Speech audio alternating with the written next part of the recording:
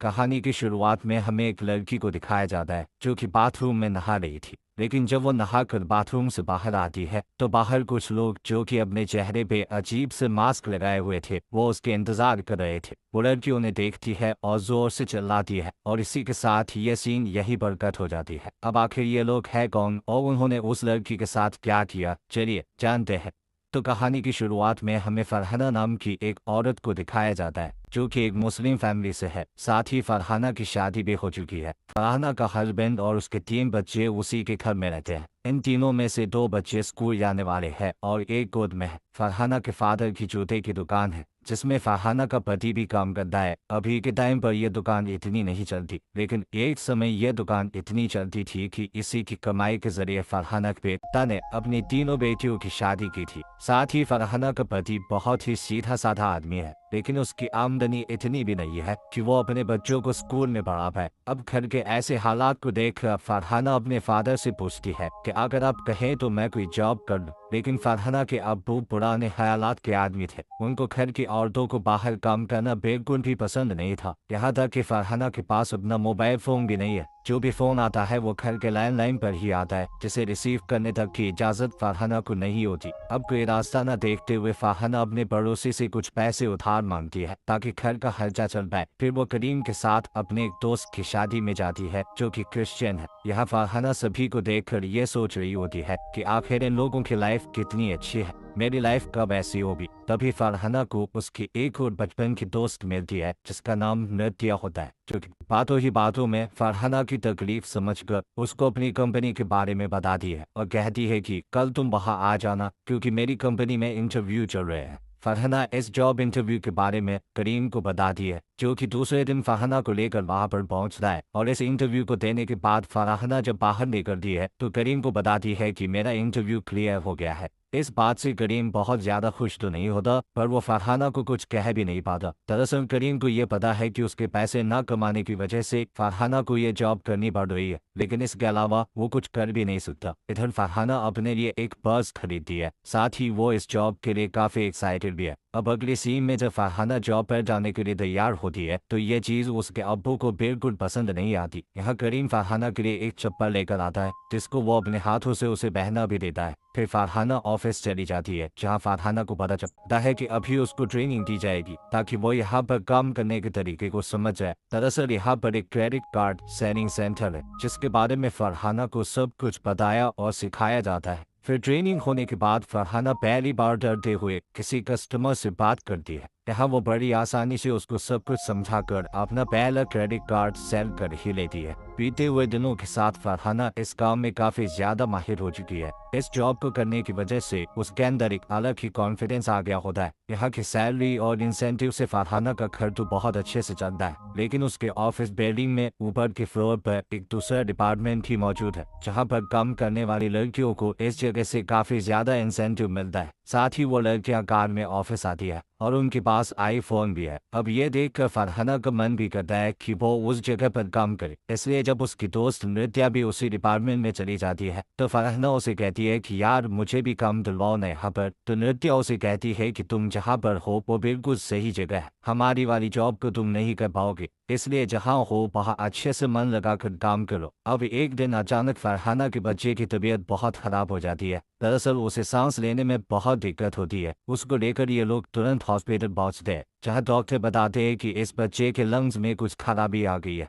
इसलिए उसका urgent operation करना होगा। अब क्योंकि ऑपरेशन करना तो बहुत ही जरूरी है तो ना चाहते हुए भी लोन लेकर उस बच्चे के ऑपरेशन का इंतजाम किया जाता है, जिससे बच्चे का ऑपरेशन तो हो जाएगा लेकिन ये लोन वापस भी करना होगा। इसलिए फरहाना नृत्या से अपनी इस प्रॉब्लम के बारे में बताकर विनती करती है कि प्लीज मुझे अपने ऑफिस में जॉब दिलवा दो। ना चाहते हुए भी नृत्या उसे अपने बॉस के पास लेके जाती है जो नृत्या से कहते हैं कि तुम फरहाना को इस काम के बारे में सब कुछ समझा दो, बाकी एक हफ्ते के लिए हम फरहाना का परफॉर्मेंस देखेंगे, जो अगर ठीक रहा तो फरहाना को कंटिन्यू कर दिया जाएगा। अब नृत्या फरहाना से बताती है कि ये काम तुम्हारे पिछले काम से काफी अलग है। असल में ये एक ऑनलाइन कॉलिंग चैट सर्विस है जिसे लोग सिर्फ इसलिए करते हैं ताकि वो लड़कियों से अपनी मन मर्जी की बात कर सके। यहाँ एक तरह से हमें लोगों से अश्लील बातें करनी पड़ती है। जितना देर तुम किसी कस्टमर से बात करोगी उतना ज्यादा तुम्हारा पैसा बनेगा। साथ ही यहाँ के कुछ नियम भी है, जैसे कि तुम किसी कस्टमर को अपने बारे में कुछ भी नहीं बता सकती,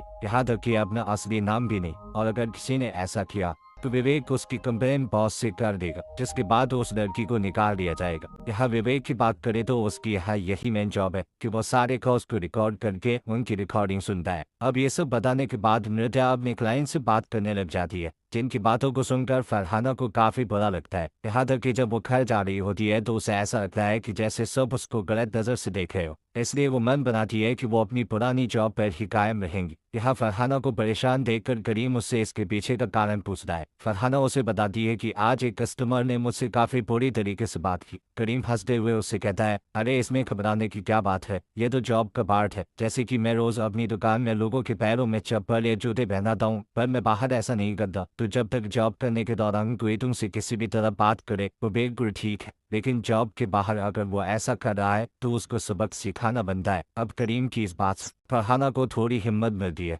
इसीलिए वो दोबारा से उसी ऑफिस में पहुंच जाती है, जहां वो नृत्य से पूछती है कि आखिर ये लोग ऐसी बातें करते क्यों हैं, साथ ही लड़कियां यहाँ पर कैसे काम कर लेती है, ये तो गलत है ना। नृत्य फरहाना को समझते हुए कहती है कि यार ये सिर्फ एक सर्विस है जिसके जरिए लोग अपनी मन की उन बातों को एक अजनबी से कह पाते हैं जो वो अपनी बीवी से नहीं कह सकते। कम से कम ये लोग राह चलती लड़की के साथ गलत तो नहीं करते। और फरहाना को इतना समझाने के बाद वो लोगों से बात करने के काम में लग जाती है, जिस दौरान उसके पास काफी अजीब अजीब लोगों की बात करती है। इस ऑफिस में सोफिया नाम की एक लड़की भी काम करती है जो कि सबसे ज्यादा बात करके हमेशा टॉप पर बनी रहती है। खैर अगले दिन भी फरहाना का स्ट्रगल जारी होता है। वो किसी भी क्लाइंट से बात करने में कंफर्टेबल फील नहीं करती है। तभी उसके पास एक क्लाइंट का फोन आता है जो उससे अश्लील नहीं बल्कि काफी रिस्पेक्ट देकर बात करता है। अब ये सुनकर फरहाना काफी खुश होती है, उसे लगता है कि यह आदमी दिल का बहुत अच्छा है। यहाँ जिस आदमी ने फरहाना को कॉल किया था उसका नाम डेलन था, पर वो अपना नाम फरहाना को नहीं बताता। फरहाना भी रूल के हिसाब से उसे अपना नाम ईशा बता दिए,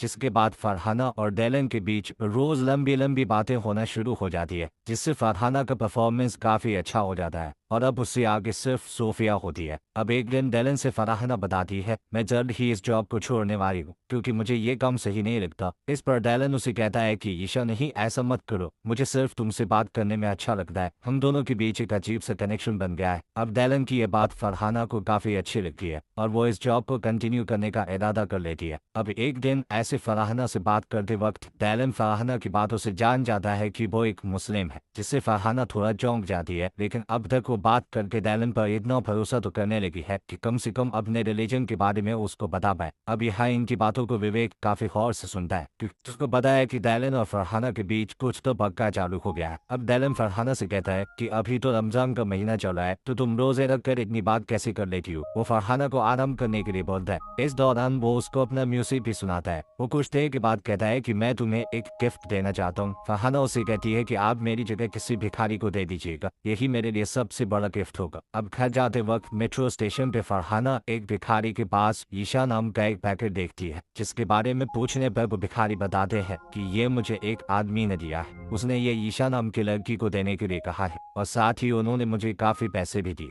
अब यह सुनकर फरहाना जब उस गिफ्ट को खोल कर देखती है तो उसमें सिम्फोन नाम का एक म्यूजिकल इंस्ट्रूमेंट होता है, जिसको देखकर फरहाना का चेहरा ही खिल उठता है। वो अब सब कुछ भूल चुकी है। मगर अगले दिन ऑफिस जाने पर फरहाना को डेलन की कॉल नहीं आती है, जिससे वो परेशान हो जाती है कि उसके साथ क्या हुआ होगा। उसे लगातार अलग अलग लोगों की कॉल आ रही होती है, जिन्हें वो कट कर देती है। फरहाना 2 दिन इंतजार करती है मगर अभी तक डेलन की कोई कॉल नहीं आई, इसलिए वो सोफिया के साथ जाकर अपने लिए एक मोबाइल लेती है। साथ ही वो सोफिया को अपना आधार कार्ड देती है ताकि वो फरहाना के लिए एक सिम ले ले। उसके बाद फरहाना एक न्यूज़पेपर में एक हेडलाइन देखती है जिसमें लिखा होता है कि एक म्यूजिशियन की एक्सीडेंट की वजह से मौत हो चुकी है, जो कि किसी लड़की से वो ऑनलाइन चैटिंग करता था। अब इस खबर को पढ़कर फरहाना को लगता है कि ये शायद डेलन है। इस बात को वो नृत्य से भी शेयर करती है। इसी दौरान अचानक से फरहाना के पास डेलन का कॉल आ जाती है। फिर वो फरहाना से कॉल न करने के लिए माफी मांगता है। वो बताता है कि मेरा फोन खराब हो गया था, इस वजह से मैं तुमसे बात नहीं कर पाया, मुझे माफ कर दो। फरहाना उसे कहती है कि मुझे तो लगा आपको कुछ हो गया है, और इस सबक से मुझे ये तो गई है कि जिंदगी बहुत छोटी है, इसमें किसी को कुछ भी हो सकता है, इसीलिए मैं आपसे मिलना चाहती हूँ। यहाँ उसकी बात सुनकर डेलन सबसे पहले उसे अपना नाम बताता है और कहता है, मैं तुमसे कल ईद के दिन मिलना चाहता हूँ, जिसके लिए फरहाना राजी हो जाती है और उसे कहती है कि मैं आपके लिए बिरयानी लेकर आऊंगी। अब उनकी इस मीटिंग के बारे में पता चलते ही पहले तो विवेक ये सब कुछ अपने बॉस को बताने के बारे में सोच रहा है, लेकिन फिर वो खुद को रोक लेता है क्योंकि वो भी फरहाना की तरह इस आदमी को देखना चाहता है। अगले दिन फरहाना काफी खुशी खुशी बिरयानी बनाती है, लेकिन जब बाहर जाने की टाइम हो जाता है तो तब उसे घर से बाहर जाने का मौका नहीं मिल पा रहा था। लेकिन शाम को घर के सभी लोग घूमने जाने का प्लान बनाते हैं। इसी दौरान फरहाना तबीयत खराब होने का बहाना बनाकर घर से जाने के लिए मना कर देती है। फिर सबके जाने के बाद वो एक टिफिन में बिरयानी पैक करके डेलन से मिलने के लिए निकल पड़ती है। रास्ते में करीम फरहाना को कहीं जाते हुए देख लेता है। वो फरहाना का चुपचाप पीछा करता है। थोड़ी देर बाद फरहाना मेट्रो स्टेशन जा पहुंचती है, जहां विवेक भी मौजूद होता है। वो भी फरहाना की तरह डेलन को देखना चाहता है, लेकिन तभी अचानक से फरहाना को निर्दय की कॉल आती है, जो उसको बताती है कि सोफिया अपने क्लाइंट से बाहर भी मिला करती है, जो कि उसको एक होटल के कमरे में लेकर गया, जहां और भी लोग मौजूद थे। वो भी सोफिया के साथ एंजॉय करना चाहते थे। इस अफरा तफरी में गलती से सोफिया के गले में एक धारदार चीज घुसने की वजह से उसकी मौत हो गई। दरअसल मूवी की शुरुआत में इसी सीन को दिखाया गया था। अब ये बात सुनकर फरहाना के पैरों तले जमीन ही खिसक जाती है और वो उस बिरयानी वाली टिफिन को वही छोड़कर वापस घर आ जाती है, क्योंकि उसका भी केस सोफिया की तरह हो सकता था। पर जब वो वापस आती है तो घर पर पहले से पुलिस मौजूद होती है, जो कि सोफिया के लिए आई है, क्योंकि सोफिया के बॉस से उन्हें फरहाना का आधार कार्ड मिला है, जो कि वो सोफिया से वापस लेना भूल गई थी। फिलहाल पुलिस वाले फरहाना से पूछताछ करके चले जाते हैं और फरहाना के फोन के बारे में पता चलने के बाद और ये सब कुछ होने की वजह से फरहाना के अब्बू उस पर काफी गुस्सा करते हैं, मगर करीम उससे एक शब्द भी नहीं कहता। बल्कि अगले दिन जब फरहाना निर्दय को कॉल करके जॉब पर आने से मना कर देती है तो करीम उससे कहता है कि तुम अगर ऐसे अचानक जॉब पर जाना छोड़ दोगी तो लोगों को लगेगा कि जरूर तुमने कुछ किया है, इसीलिए तुम्हें वहाँ जरूर जाना चाहिए। यहाँ करीम की बात मानकर फरहाना दोबारा से ऑफिस जाती है, जहाँ सोफिया की मौत की वजह से सभी लड़कियों को यहाँ के नियम अच्छी तरह बताए जाते हैं। साथ ही उन सभी को सिक्योरिटी पर्पस के लिए पेपर्स पे भी दिया जाता है। इसके बाद सभी अपने काम पर लग जाते हैं। इसी दौरान डेलन की कॉल फरहाना को आती है, जिसे फरहाना बड़े ही प्रोफेशनल अंदाज में बात करने की कोशिश करती है। डेलन फरहाना से पूछता है कि कल आप मुझसे मिलने क्यों नहीं आए। फरहाना उसे रूड होकर कहती है कि हम कभी नहीं मिलेंगे और अब से मैं तुमसे इस तरह बात नहीं करूंगी। यहाँ मैं अपना काम करने के लिए आती हूँ, न कि कोई रिश्ता बनाने। फरहाना की ये सभी बातें सुनकर डेलन फोन कट कर देता है, जिसके कुछ दिनों के बाद तक उसका कोई फोन नहीं आता। फिर एक दिन डेलन के बारे में बात करते वक्त नृत्य फरहाना से कहती है कि तुम्हें उससे पहले सारी बात समझनी चाहिए थी, उससे ऐसे रूडली बिहेव नहीं करना चाहिए था। अब उसका फोन आता है तो तुम पहले उसको सब कुछ अच्छे से बताना। फिर ये बात सुनकर फरहाना डेलन को सब कुछ सच बताने का मान जाती है। तभी अचानक से डेलन का फोन आता है। फरहाना कुछ कह पाती इससे पहले वो फरहाना से कहता है कि तुम्हें लग रहा है कि तुम मुझसे बात नहीं करोगी तो मैं तुम्हारे बारे में पता नहीं लगा पाऊंगा। बीते दिन जब मैंने तुम्हें फोन नहीं किया तो उस वक्त मैं तुम्हें फॉलो कर रहा था, तुमने मुझे मना किया है और अब तुम देखो मैं तुम्हारे साथ क्या करता हूँ। यहाँ डेलन फरहाना का असली नाम लेकर उसे पुकारता है, साथ ही वो उसके ऑफिस से लेकर घर तक का एड्रेस भी जान चुका है। वो कहता है कि मैं तब तक तुम्हें फॉलो करता रहूंगा जब तक तुम सबक सीख कर मुझसे खुद मिलने नहीं आ जाती। डेलन की ये सभी बातें सुनकर फरहाना काफी ज्यादा घबरा जाती है। वो डरते डरते अपने घर जाती है, क्योंकि उसे लग रहा होता है कि डेलन कहीं उसका पीछा न कर रहा हो। इधर घर में पहुंचते ही वहाँ पर ईशा नाम का एक पार्सल आया होता है। इसको देखकर करीम उससे ये कहकर वापस दे देता है कि इस एड्रेस पर कोई ईशा नाम की लड़की नहीं रहती। अगले दिन ऑफिस में फरहाना को डेलन जब फिर कॉल करता है तो वो डेलन से कहती है कि तुमने अगर मुझे परेशान करना बंद नहीं किया तो मैं पुलिस में तुम्हारी कंप्लेन कर दूंगी। डेलन कहता है कि तुम शौक से कंप्लेन करो और एक चीज याद रखना, मेरे पास तुम्हारे सारे कॉल रिकॉर्डिंग मौजूद है, जो कि मैं तुम्हारे पति और परिवार वालों को दिखा दूंगी। अब ये सुनकर फरहाना को बिल्कुल भी समझ में नहीं आता है कि वो करे क्या। साथ ही वो जब घर जा रही होती है तो वो देखती है कि कोई काली शर्ट पहना हुआ आदमी उसका पीछा कर रहा है, जिसे वो चकमा देने की कोशिश करती है। और यहाँ फरहाना को पता चलता है कि वो कोई और नहीं बल्कि उसका पति करीम है।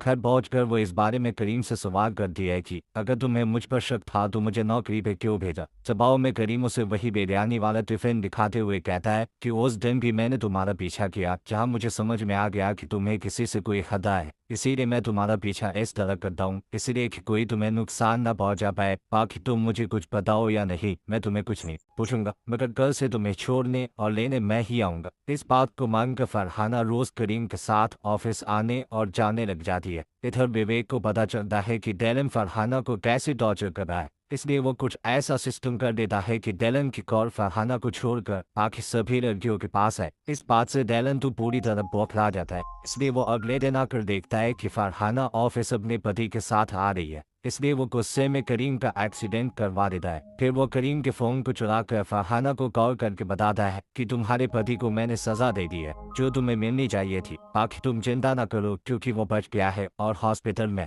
अब ये सुनते ही वो तुरंत करीम को देखने के लिए हॉस्पिटल जाती है। क्या हम देखते हैं कि करीम के पैर में चोट आई है, बाकी कोई सीरियस बात नहीं है। अब अगले दिन फरहाना डेलन का सामना करने के लिए मन बना ही लेती है। वो उस सेनोफोन के जरिए उस दुकान तक पहुंचती है जहां से वो खरीदा गया था। यहाँ से फरहाना को डेलन के क्रेडिट कार्ड का पता चल जाता है, जो कि उसी बैंक का है जिसके ऑफिस में फरहाना पहले काम करती थी। फिर वहाँ के टेक्नीशियन की मदद से मृत्या और फरहाना को डेलन का एड्रेस और फोन नंबर वगैरह मिल जाता है। साथ ही यहाँ फरहाना को ये भी पता लगता है कि डेलन इस वक्त एक मॉल में अपने क्रेडिट कार्ड से शॉपिंग कर रहा है। वहाँ तुरंत पहुंचकर फरहाना आखिरकार डेलन को ढूंढ लेती है, जिस दौरान फरहाना को एक फेक कॉल करके मृत्या फरहाना की उसे पहचानने में मदद करती है। फिर फरहाना अपने मुंह में नकाब पहनकर डेलन का फोन चुराने जाती है, क्योंकि उसी में उसके और डेलन के बीच हुई बात की सारी रिकॉर्डिंग्स मौजूद है। लेकिन इससे पहले फरहाना फोन ले पाती, डेलन उसे पहचान कर उसके हाथ पकड़ लेता है, जो देखकर फरहाना उसकी आंख में पेपर स्प्रे छिड़क कर भाग जाती है।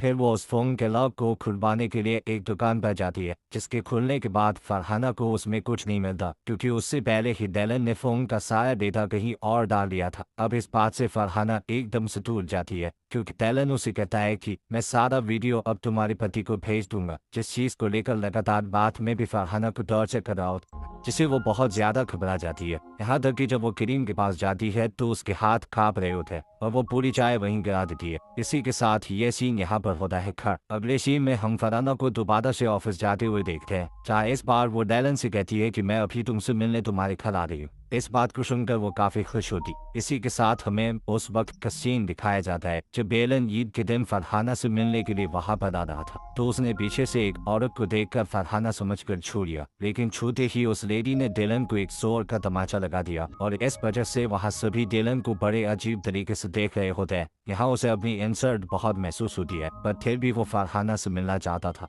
मगर वो भी नहीं आए। और इसके अगले दिन अचानक उसने डेलन से ठीक से बात करना बंद कर दिया, इसलिए डेलन अब इन चीजों का बदला लेना चाहता था। खैर इस समय फरहाना डेलन के घर पहुंच जाती है। वो सीधा करीम को कॉल करके कहता है कि तुम्हारी बीवी मेरे पीछे हाथ धोकर पड़ी हुई है और वो इस वक्त मेरे घर पर मौजूद है। मैं लोकेशन भेज रहा हूँ, उसको यहाँ आकर लेकर जाओ। इधर वो फरहाना को देखकर कहता है कि मैं तुमको पसंद करने लगा था और मैंने हमारी पहली मुलाकात के लिए सारी चीजें सोच कर रखी हुई थी। अब इसी दौरान यहाँ पर करीम आता है, जो कि फरहाना को देखकर बिल्कुल भी हैरान नहीं होता, क्योंकि पिछली रात चाय कराने के बाद फरहाना ने करीम को सब कुछ बता दिया था। यहाँ करीम ने भी गुस्सा नहीं किया और अपनी बीवी की परेशानी को समझा। फिर वो उसको अपनी पहचान की एक लेडी पुलिस के पास लेकर गया। वहां से इन्होंने प्लान बनाया कि कल फरहाना डेलन से मिलने के लिए जाएगी। फरहाना भी विवेक के जरिए सबूत के तौर पर वो रिकॉर्डिंग्स पुलिस को दे देती है। अब बाकी था कि बस पुलिस करीम के साथ आकर डेलन को अरेस्ट कर ले। यहाँ पुलिस डेलन को रंगे हाथों पकड़ लेती है, जिससे फरहाना कहती है कि तुम एक साइको हो और तुम अपने अलावा किसी और से प्यार नहीं कर सकते। यहाँ इस कहानी के जरिए यह मैसेज दिया गया है कि खासकर लड़कियों को किसी अजनबी पर ऐसे आंख मुंह कर विश्वास नहीं कर लेना चाहिए,